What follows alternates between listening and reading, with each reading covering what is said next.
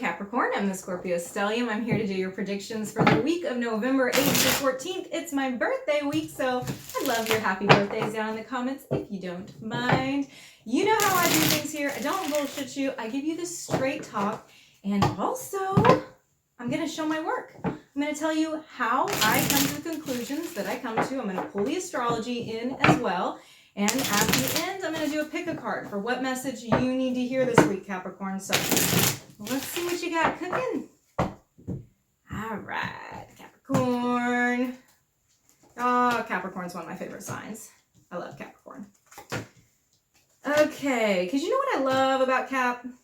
Scorpio appreciates privacy, right? Capricorn always has they have a lot of people in their life, but they only have one or two that are their people that really know them. And there's something that Scorpio really respects about that. Okay, so man, we have a lot of court cards in this reading. You're dealing with a lot of different people. You're dealing with a lot of different personality types this week. It's going to be kind of a busy week as far as what people are bringing into it. So a lot of this we're going to get in our second stage, which is where I start clarifying and seeing what each of these individuals is really bringing in.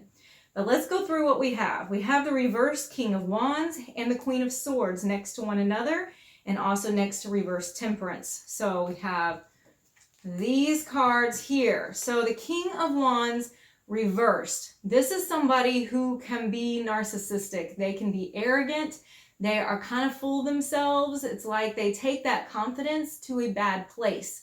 And then the Queen of Swords is using intellect, using the logic, somebody who is not going to be swayed by emotions. They're going to be very straight up about it. So I think this is how these two are interacting. We get Temperance reversed. They don't mix because the Queen of Swords is not putting up with the reverse King's bullshit. She's just not doing it. She's like, I see right through you. I know what you're bringing and I don't like it. That's the reverse Temperance. Temperance is this card of everything being upright. It's being, a good mix. It's being healing. It's coming together. It's working well together.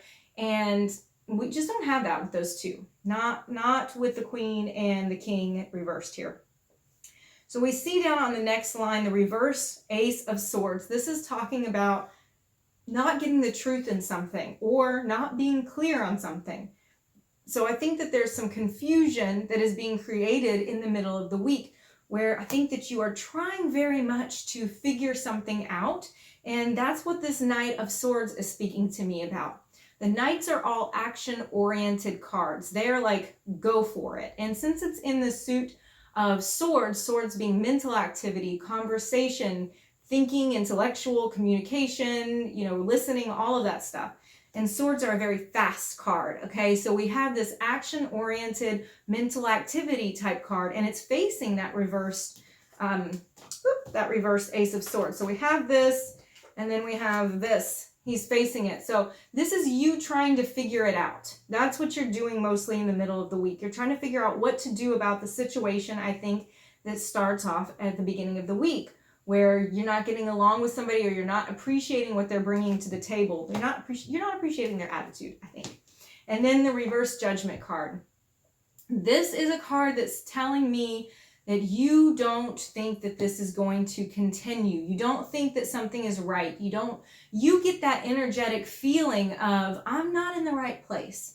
This isn't how this is supposed to be going.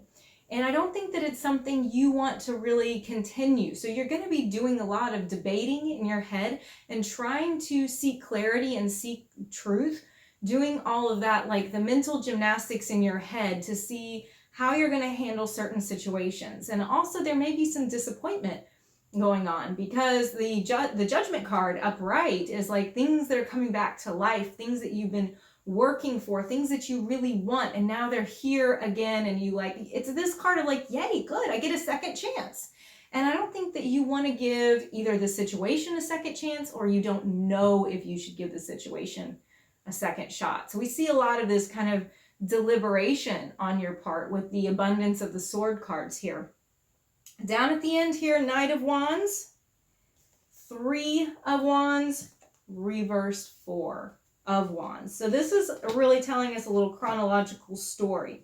Again, Knights are all action oriented, right? So when we put them in the suit of Wands, fire energy, passion. The Knight of Wands is like fools rush in. You know, he's just like right there. He's ready to do it. There's no turning back. There's no second thought. So somebody is rushing things somewhere, you or another individual. There's this sense of urgency, and there's a sense of planning something. The Three of Wands is like, what are we going to get from this? Are we going to lay something down? What's going to happen in the future? So I think that you're maybe rushing some of these plans, and some of the things that you're speculating on feel a bit heated, you know, feel a bit like rash. And then the reverse Four of Wands, this is saying there's no homecoming here. There's no reconciliation here. There's nothing this week that is really feeling like, yes, this is turning around the way that you want it to go. And the reverse Judgment and the reverse Four of Wands are both cards that I often see for when they're upright for a reconciliation, or for getting back together, or a homecoming, or working things out. Like I said, it's that second shot. And they're both reversed here. It's like there's either no second chance being offered, or you don't want to give the second chance. It can be either. It can also, of course, be somebody not wanting to give you the second chance. So let's start clarifying this, because I think that we really need to build upon what we have here. So the reverse King of Wands, let's see what he's bringing. Why is he being so cocky?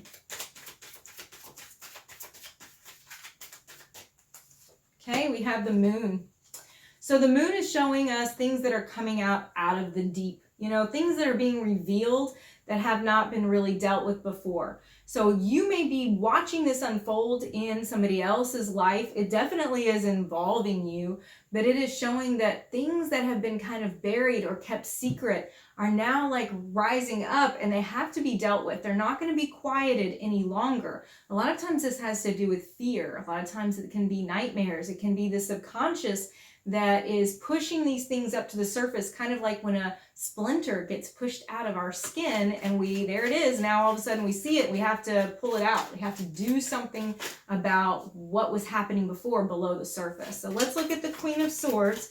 I believe this is kind of your way of dealing with it. And this can be somebody else, but I'm just really getting the feeling that the Queen of Swords is you, because it's turned away from that king, doesn't want to deal with his shit, knows that you're not really getting on.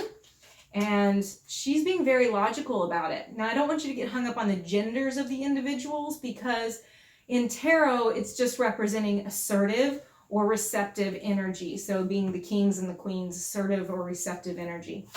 So let's look at the Queen of Swords and what else she has to tell us.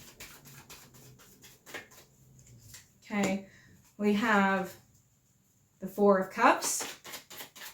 That's telling right there. I kind of want to get another card. I'm feeling like I need more than one. The Four of Cups being the Moon in Cancer. This is a card of being like overly emotional about something, being too bogged down in the emotions. And sometimes when we're that way, we can sort of shut down. You know, it's like when we get information or emotional overload, do you ever find yourself just shutting down all the systems, all of the feeling receptive systems, where you're just like, you know what, I'm going to have to put a wall up, and I'm just going to have to not feel for a little while. That's how the Queen of Swords is. You know, she's like, I'm going to be all logic, straight face, poker face. I just have to get through this. And the Four of Cups is giving us kind of the same idea. It's because the emotional overload is so much that it's like now we're pushing towards apathy, because that's how you have to deal with this right now. And then it's also clarified by the Lovers, which gives us a slant on this reading of this being a love reading, this being about somebody that you care for deeply, or that you are involved in, or that you want to be involved in.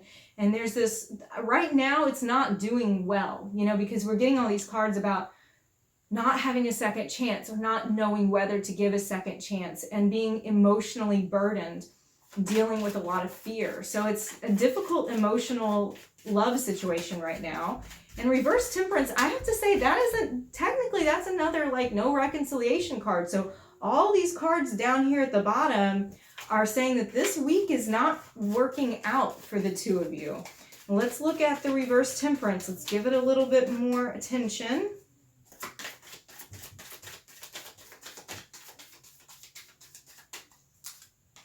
Okay, with the Princess of Swords. So the conversation may be there may be issues with the conversation because we're clarifying reverse temperance, which is like not having the right mix, not really working well with one another.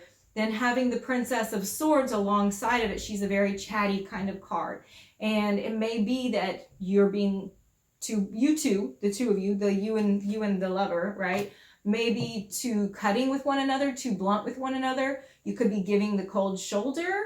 It's like the words spoken are not spoken out of compassion and love. They may be the bare minimum, or it may be no conversation at all, or maybe what you're saying is not very nice to one another. You know, there's some issues with conversation in the week. Let's also look at the reverse Ace of Swords. This is really speaking to your confusion. You know, your need for clarity. And it's like you've gotten to this point where you're just so worn down by this. You're so frustrated by not having all of the answers. And I think that you do have that stuck feeling right now. So let's look at reversed Ace of Swords with the Ace of Wands. So this is something you feel a lot of passion about. The Ace of Wands being a card of initiative and passion and energy and like gung-ho, really wanting to go into something. So you feel a lot of passion about this person, and that probably makes it a lot harder for you because now you're confused. You're like, I don't want to just cut them out, but I don't know if this can go on this way. Let's get another card to clarify it a little bit more. And the Sun comes out. There is a lot of joy in this, okay, for you. There's something that is keeping you here, and it's not you two being assholes to each other. It's not you not getting along or one person being a cocky bastard or anything like that. That's not what's keeping you around. There's something that really warms your soul about this person. And so despite the fact that things are challenging right now, that passion, that feeling of joy and rightness with them is just like, it's tugging at you, you know, it's making it not so easy to make a Queen of Swords type of decision where you just say, I'm done with this. Let's look at the Knight of Swords.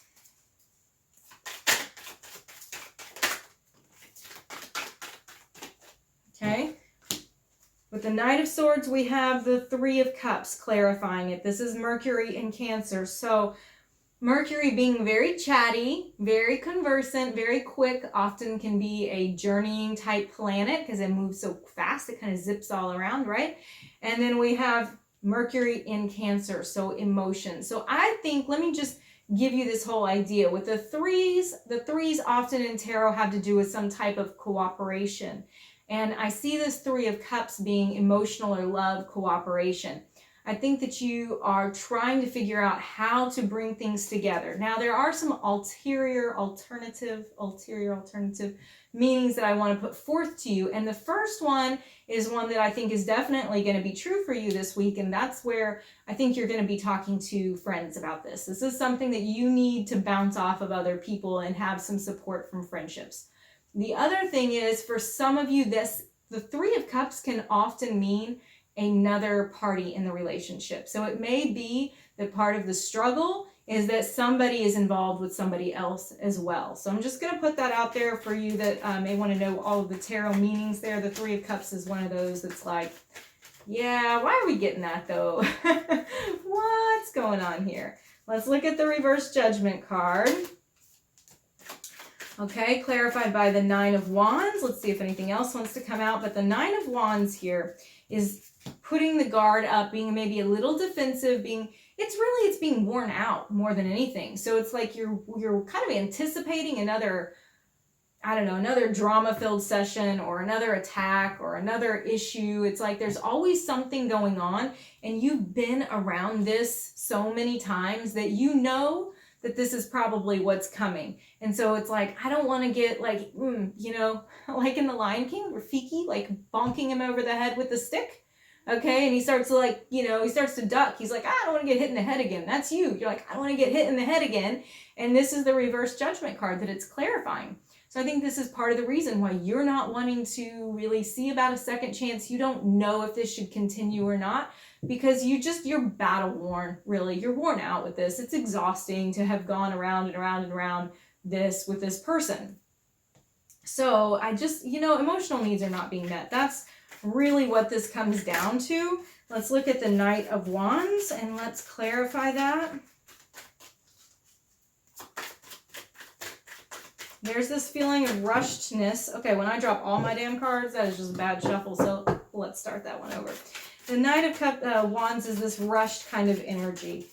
You know, it's like, I'm just going to bulldoze ahead because I feel very strongly about this, and I can't keep overthinking it. I need something to happen. I need something to move.